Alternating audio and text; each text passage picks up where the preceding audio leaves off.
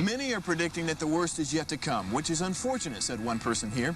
Until now, they've enjoyed the reputation of being the nation's icebox. Watched a burglar in his home this morning by webcam. As a journalist of over 25 years, stories are what make my world turn. Reporting live from the Dallas newsroom tonight, Jeff Crilley, Fox 4 News. But in 2008, I took the jump from my familiar life and started a PR firm from my home. We're talking about anyone with a camcorder like the one I'm using becomes a television network. We started slowly growing the company, and we now have over 100 clients, and we've branched into the world of live digital broadcasting. I now own 8 different TV studios and have a huge team, and the stories that I now get to share are sometimes the most important of my life.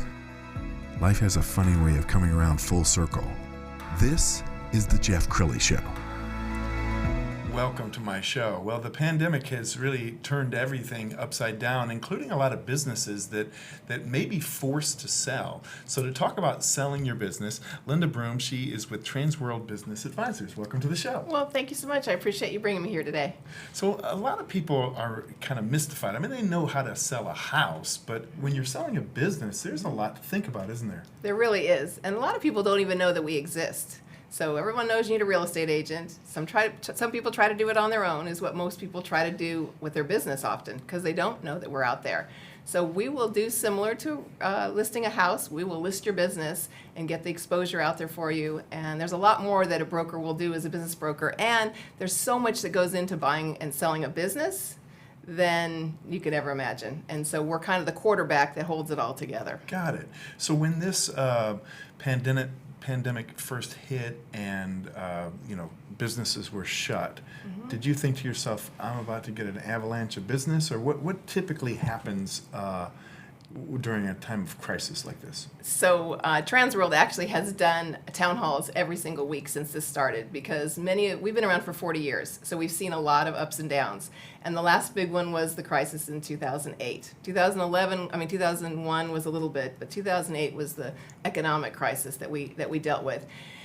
And the problem is, unfortunately, a lot of businesses are going to go under. There's a lot of small businesses out there that are just barely making it, or just living, I don't want to say paycheck to paycheck, right, but transaction to transaction sometimes. And so really, prior to this, I had quite a few businesses listed, and they're still going to try and sell.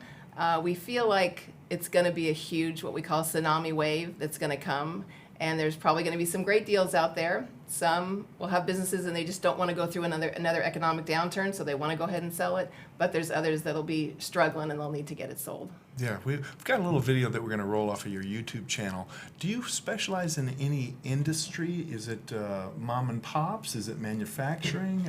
So we are primarily what we call Main Street businesses. And so Main Street businesses are what you would find on a main street: retail boutiques, restaurants, chiropractors, any kind of medical. We do some manufacturing, and we do actually have a mergers and acquisitions department that'll take us up into the higher ones. But primarily what you're going to find with the Transworld broker is those Main Street businesses: automotive, nail salons, hair salons, tanning salons, things like that. So kind of what you would see there. Yeah. I'm told that a mistake that a lot of business owners will make, especially if they're not really preparing for a sale, is that they're writing off so much that on paper it doesn't look like the company's making any money. And so when it comes time to sell, they can't get what they want. And that's very true. So a lot of people don't declare necessarily everything, or they do write everything off. But we do valuations for companies, and that's the first thing you need to do if you're considering selling your business. And that valuation will allow you to kind of see what you have in your business. And we have something called add back. So let's say,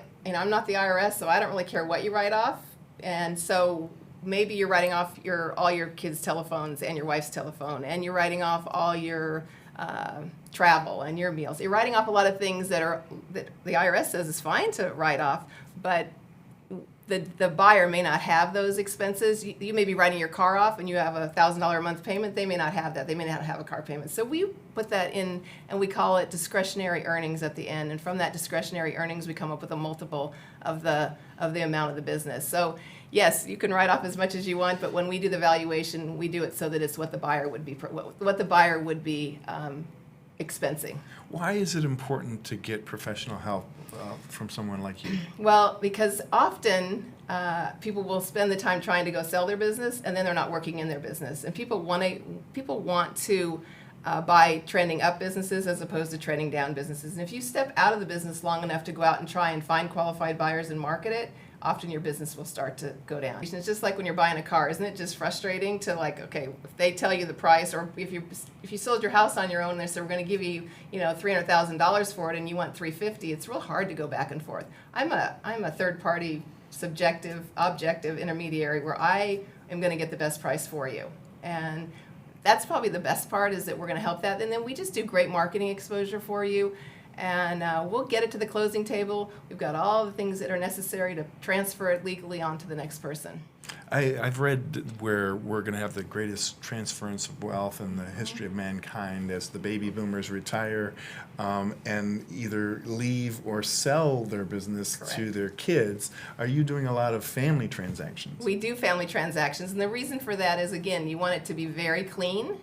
The problem we're finding, though, is a lot of those kids don't necessarily want what their parents had. So the parents spent 10, 15, 20 years building that business, and the kids didn't see them at the recitals and didn't see them at the soccer practices, and so they don't want that. And millennials have a little bit different mindset, and so they want a little more of that work balance, which could be kind of a myth.